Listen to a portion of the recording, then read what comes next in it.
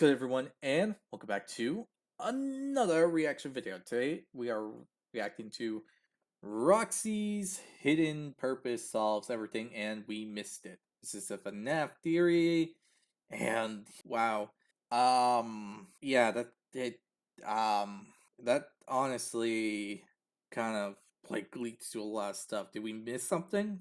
And this was made by Twisted Animatronics, so be sure. Well, Twisted Animatronic. Oh, I thought there was an S. Why did I add? Why did I add an S to the name? Never mind. I wrote down the name so that I wouldn't forget. I don't know why I added an S at the end.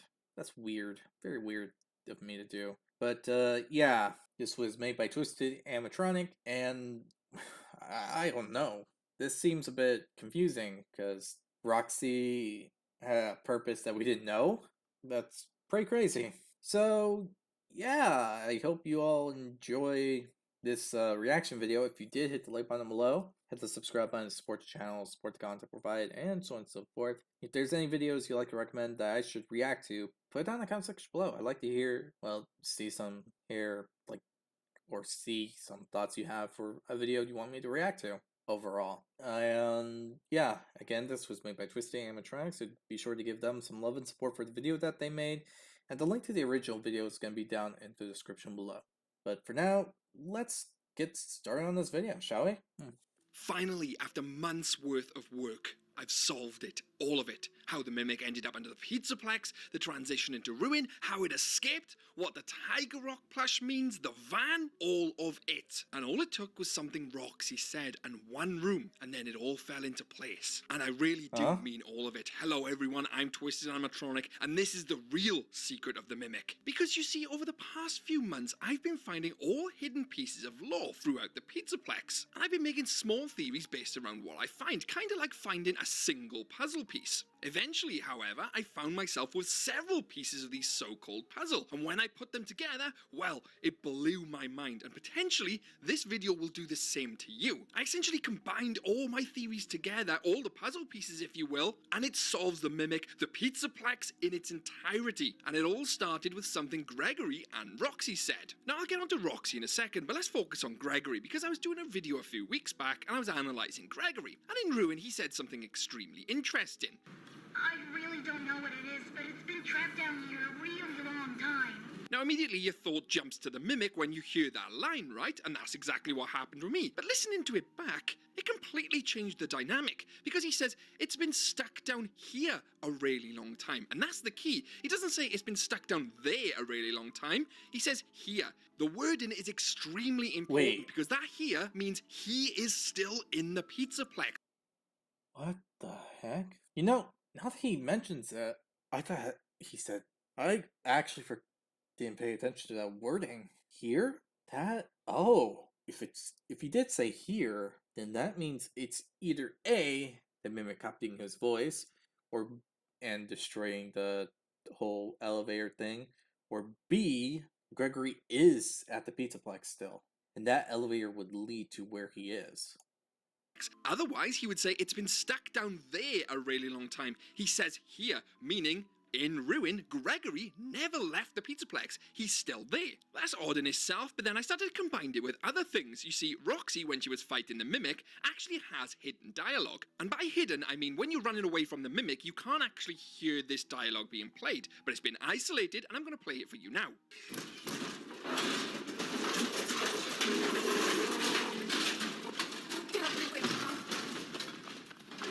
Now again, at first glance, you might completely miss that, but she actually says still too weak, huh? Which again is really odd because the still too weak means she's encountered this Mimic before. Not you're weak or where's your strength or something Roxy would say, but she says still too weak, indicating she'd fought it before, it was weak then, and it's weak now. Now some of the OG theorists of my channel will know I've covered this before, but here's the difference. I've never really put the puzzle pieces together until now, and believe you me, this is just the start to give you some context that Roxy knew about the Mimic. So did Gregory. Gregory outright confirms he knew the Mimic was there because of the elevator dialogue in itself. But I know you might be thinking, Roxy? That seems a bit far-fetched. Well, listen to this. That is weird. Does that mean the other animatronics fought him? Or in the words of Eggman, get a load of this. Get a load of this. You see, a week ago I did a video on the hidden room in Security Breach. No one's ever really looked into this, where there's a group of cells, 4 cells to be specific, and one of them was boarded up and smashed, indicating something escaped. And believe it or not, this room with the smashed glass has evidence to point in the direction that the mimic was actually kept in there before it went down to the abandoned pizzeria. But I will cover that in detail later on where it makes more sense. Let me continue with Roxy for a second. Roxy had seen the mimic before, and believe it or not, she was actually upgraded to keep the mimic at bay. You see, did you ever find it odd that Roxy had X-ray eyes? Sure, we know Fazbear Entertainment gives a cover story for why she can see through walls, which is odd. They literally say her eyes were built to help win races. We find that in a duffel bag note somewhere. But this is Fazbear Entertainment. They never tell the truth. Her eyes are literally X-ray vision. She can see through concrete, like the concrete below Roxy Raceway. She can literally see through the concrete into the mimic's room, seeing the mimic. Further to this, have you ever thought that the mimic actually uses disguises? Well, in the Security Breach books, he's actually found wearing numerous disguises, and in one of the endings, we find him in a disguise. Roxy, with her X-ray vision eyes, would 100% be able to see through them disguises. Not only that, her Now that's interesting. So you're saying, well, so what I'm hearing is Roxy was made to keep an eye on the mimic, and if necessary, take him out, if possible. Maybe if she was at 100%, that'd be the case. But without her being at 100, basically, when we were at the Pizzaplex as Gregory, we've screwed her over. main area, Roxy Raceway, is built above the mimic's room, and she never leaves. It's confirmed in a note found in a duffel bag that she's always at the raceway. She is literally a guard dog, a wolf. She is Roxy Wolf. All of this indicates to me that 1, she could easily see the mimic through walls, and 2, she was used to keep the mimic at bay, and I will expand on this and give you more proof. And let's look into Ruin, because you see, in Ruin, we have to deactivate her, right? You know, it's a sad scene, Cassie has to shut her down, but in actual fact, she's shutting down the security node. Someone had made Roxy a security node to keep the mimic locked in its room. That in itself is extremely odd. Another piece here to this huge puzzle is the fact that Roxy seemingly knows where the mimic is kept. She's supposedly blind, right? She has no eyes at this point, but yet she makes her way down to the old pizzeria, jumps at the mimic with pinpoint accuracy, and attacks it. But here's the thing again no one seemed to pick up on, including myself. Before she jumps at the mimic is literally mimicking Gregory, right? I'm Gregory. Using Gregory's voice to a T. Roxy, being blind, would automatically think, upon hearing that voice, that it would be Gregory. She can't see. All she can hear is Gregory's voice. So, with her and her hatefulness against Gregory, which may or may not be justified, would literally lunge at him, like we see in Security Breach. But she doesn't. She doesn't believe it's Gregory because she knows it's the mimic. She immediately jumps at the mimic and says, Cassie, run. Whereas if she couldn't see the mimic or didn't believe it was the mimic, she would literally be shouting, give me back my eyes! But she doesn't. And she's connected to the AR network. She can literally see the mimic for what it is in the AR world. She doesn't need her eyes, and she's not surprised at seeing the mimic. Hence why she says, That actually makes sense. That really does make sense. Kind of crazy, really. But it makes sense. I mean, her reaction was completely different. So, he really brings up some good points. still too weak. Slowly but surely, the puzzle pieces are now falling into place. And just as an extra side note, surely the animatronics are programmed not to hurt each other. Freddy literally confirms this in a piece of dialogue. Gregory, those parts belong to my friends. I would never do anything to hurt them. But here, she has no problem lunging to attack the mimic and actually tells Cassie to run, indicating she knows this animatronic is hostile. But then this poses a huge question, right? When would she have seen it before if it's supposedly been locked down there a really long time and been behind concrete, right? And this is where things start to get extremely interesting, because again, I'm going to use the evidence from the games which is provided to us. We know Gregory says it's been locked down here a really long time. Now, I'm going to say this so there's no element of doubt, because a really long time to me could mean several years, right? But a really long time to a 10-year-old could literally be weeks. Like, if you're waiting for Christmas and it's 2 weeks away, that's a really long time, right? So from that piece of dialogue, we have no indication how long the mimic has really been down there. But that's where you're wrong. We actually do. Looking at the mimic's entrance where you see the concrete poured over the top, that concrete is still pretty fresh. You can compare it with other bits of concrete from around the room. It's got that different coloration, indicating it's a very fresh pour, meaning it wasn't part of the original building. And not only that, we know that Fazbear would have dug down to this location, right? And you're telling me they wouldn't have opened this room and let the mimic out? Well, they did, and this is where that other room in Parts and Service, the cells, come into play. And how Roxy would have met the mimic before. You see, Fazbear Entertainment dug down to this sinkhole. The evidence is everywhere. Their forklift, their equipment, the endos, the staff bots, the actual route, all of this indicates that Freddy, as he says himself, cleared the way. He literally cleared the way to this old pizzeria. And in doing so, when they got to this room, they met the mimic. That to me is pretty logical. I mean, you wouldn't have got to this room, opened it, the mimic just waves and literally you say, oh, it's a nasty animatronic, which I know nothing about, I'm just going to relock it back inside, bye. No, this is Fazbear Entertainment. They saw this mimic and they used it. And believe it or not, actually relates to the Tiger Rock plush and the van we see in Help Wanted 2, which I will explain later. So Fazbear Entertainment literally excavates the mimic, brings it up to the Pizzaplex, to use the Mimic 01 program in training its endos. And where does it keep the mimic? That's right, the original room in Parts and Service, which was boarded up. But something goes drastically wrong. You see, they obviously put this mimic in the boarded up room, but at that point it wasn't boarded up or the windows wasn't smashed, and in the adjacent room they put another endo. They then used the mimic, who has the Mimic 01 code built in, to teach the other endo, one of the glam rock endos, how to basically be a Freddy, a Roxy, a Bonnie. But something went wrong. Now in the books, the mimic, from obviously the security breach era, the mimic is actually found and Fazbear Entertainment used the mimic to dismantle endos. What actually happens though is that after it's finished dismantling endos, it starts dismantling humans. Now that happens in the book, right? I'm using the game and the evidence from the game. So we know it's in this room, it's training the endos, like in the book. But obviously something must have happened because Fazbear Entertainment boarded up the door, but didn't have time to board up the window before it escaped. Now it's evident it escaped into the Pizzaplex and was brought back down to the abandoned pizzeria where they kept it and poured concrete over the entrance. I will get onto that in a second because that also then plays into the theory about Roxy knowing about the mimic and being kind of like a guard dog. But what actually happened when it was in that room for Fazbear Entertainment to decide we're going to board that room up before something else happens? And this, my friends, is where the Tiger Rock plush comes into play. Now, no doubt you all know that the Tiger Rock plush was found in Help Wanted 2. If you don't know, Tiger Rock was basically strongly related to the Mimic 01 program and the Storyteller, which is part of the books. And believe it or not, the creator of the Mimic had a son, and his son, who was called David, actually had a plush which was Tiger Rock. But here's the really interesting thing here. Wait, David? Dave, and David. Okay, I had something in mind. Maybe it is the interpretation thing. Previous theory from game theory that I'm thinking of. Don't.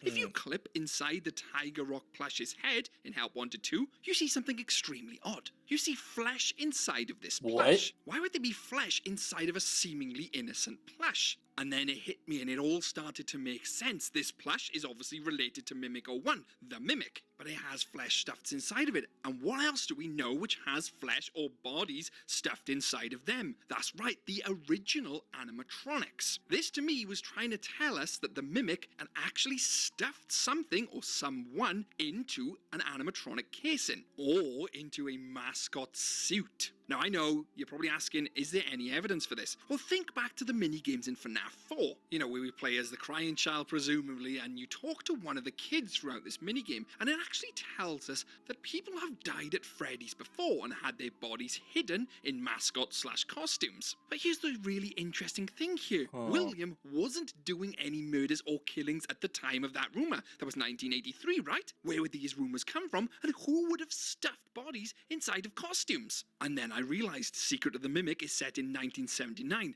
This Tiger Rock plush with flesh inside of it David's toy, did the original Mimic, which we see in Security Breach, actually stuff bodies inside of animatronic mascot suits? Or even worse, stuffed David inside of a mascot suit, the Mimic's creator's son. Either way, that flesh inside of the Tiger Rock plush indicates that something has been stuffed in there by potentially the Mimic. And then this brings me back to Security Breach. It'd be extremely easy for me to say that the Mimic literally tried to do what it did in the books, and that's rip off the arms of humans because it thinks it's an endoskeleton like it was programmed to do. And sure, we could say that, but narratively, it's nowhere near as satisfying as saying the Mimic was the original stuffer of the dead bodies. All this time we thought the Mimic was trying to mimic William Afton. Well, Afton was literally trying to mimic the Mimic.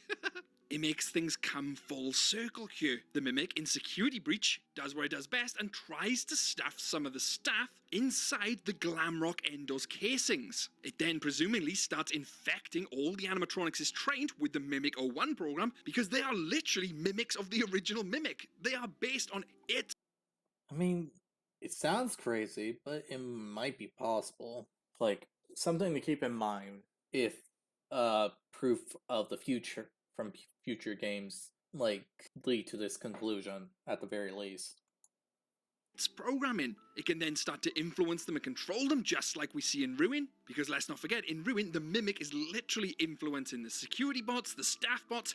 Helpy himself is even working for the Mimic, hence why he tries to get us to let the Mimic out. All of it is being influenced by the Mimic 01 program, aka the original root folder down in the abandoned pizzeria. So the answer here is it was in that room, went rogue trying to stuff someone, or literally trying to rip apart a human being, exactly like it had done in the past. Fazbear Entertainment realised it's absolutely lethal, try to board it in whilst they figure out what they can do with it, but by then it's too late. The Mimic escapes, bursts out, hence why we see all the smashed glass outwards on the floor. It wasn't broken in, it was broken out. And this is where things start to get extremely interesting, because if you've got a murderous animatronic on the loose, you just turn it off, right? Makes sense. So they turn it off, they deactivate it. Now there's two ways this could go. You could try and deactivate it and nothing happens because it could be powered by Remnant, a soul like we see in other parts of FNAF, or even in Security Breach, they have an unending power supply in Ruin. There's no recharge stations, but Roxy seemingly runs on an unending supply. Or they did deactivate it, but in doing so, the Mimic was literally the root folder, the Mimic 01. It's like having a server and then turning the server off, all the clients which are connected to that server also disconnect. So, upon disconnecting the Mimic, they disconnect all the Endrils which they were using and were trained by, and using exactly the same code. This would make sense as to why they never destroyed it. Why they just simply boarded it up in a room or poured concrete over it, because assumingly you'd just have it destroyed. Why go through the hassle of trying to capture it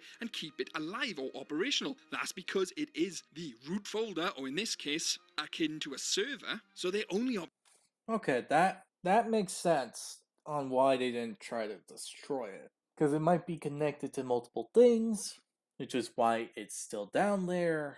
And if it is a greedy businessman, like a previous theory that I reacted to, then yeah, it makes sense. Since that would mean that, it's kind of crazy that that kind of thought process was brought into this.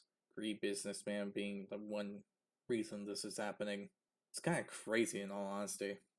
option was to contain it. They took it back down to the old pizzeria, dumped it back in its original room, but obviously they couldn't just leave it there. They needed to put security protocols in place. And that is where Roxana Wolf comes into play. They believed that they could simply dump it in that room, concrete over the top of it, and have a super animatronic watch it with the X-ray eyes, upgraded agility, in case it ever breaks out again. And that is literally where they left it. But they forgot a very important step, MXEX. You see, they put it down there initially with no MXEX. They never even knew about that. And eventually, the Mimic does what it does best, starts infecting all the programs under the guise of the Glitch Trap virus, the Mimic 01 program, and that starts the events of Security Breach proper. You know, where we start with Gregory. But what it doesn't explain is how the MXEX gets down below the Pizzaplex. But I have a theory for that as well. You see, we obviously know in Help Wanted 2 that the MXEX was taken from Edwin's original home. You know, where he made the Mimic.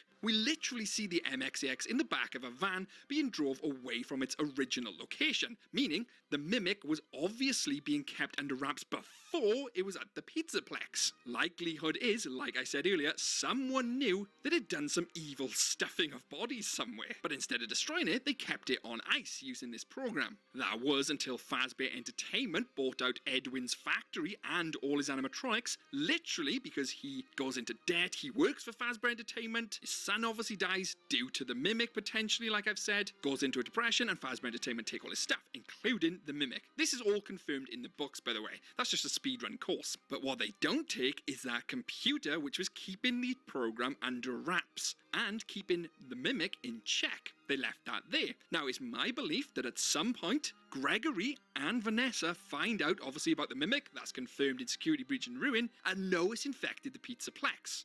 And obviously how it infects it during Ruin. They go and get the MXEX, take it back to the Pizzaplex, set it up with all the safeguards to ensure that it never escapes and hurts anyone again. And the reason why Gregory just doesn't simply shut down the Mimic is because if he shuts down the Mimic, he potentially will shut down his Freddy, the one who's helped him through this entire thing, basically like his brother. And he wasn't willing to do that, hence why he just puts it back under wraps on ice like it was originally under Edwin, his original creator. And that, I believe, is what we're going to find out in Secret of the Mimic. How all that comes to be, the backstory of what I've just discussed and theorized, I believe that is what's going to be the key here. And another story with Cassie and Roxy, which I haven't really but I've covered in other videos, so I highly recommend checking my videos out on Roxy and the rest. And just like Fazbear Entertainment did when they shut the door on the Mimic, I'm shutting the door on this theory. And what do you guys think? I believe I confidently explained how the Mimic was there, how it got there, how it escaped, with use all self-contained within the game, and not using any external sources as such. Sure, I referenced the books, but I don't use them as evidence to support the in-game explanation. I try and come up with what Steelwall has given me inside of it. But what do you think? I'd love to hear your thoughts on all this. It took me absolutely ages to put all this together, months worth of theorizing work, so I would really appreciate it if you hit the like button, share this with a fellow FNAF theorist, and subscribe for plenty more content coming up on the channel. And as always, Okay, so that's interesting. I don't think he's wrong, since I feel like certain aspects that have been mentioned is true. I mean, if you think of it like that, got so many parts to think about. But the question is, how do they fit with everything else? That is the big issue, I guess. But he is right about one thing. It is weird that Roxy, the things involving Roxy are very, very strange. Like, it's too much of a coincidence to even second guess it. Like, it's so in tune, not in tune. I just thought about after just saying that word and it didn't seem right. It's too strange that Roxy somehow knew that it was fake. Sure, maybe the VR thing could have helped, but it just didn't really make sense. And if the dialogue was correct, then the fact that she actually said still weak, that means there is something going on there. There is history between Roxy and the Mimic. And it's very interesting that it was put this way. I hope you all enjoyed this video. If you did, hit the like button below. Tell me what you think about this theory in the comment section below. I'd like to hear your thoughts on this matter, since I think something is going on here. But that just might be a me thing. But yeah, hope you all enjoy, and I'll see you all next time. Bye!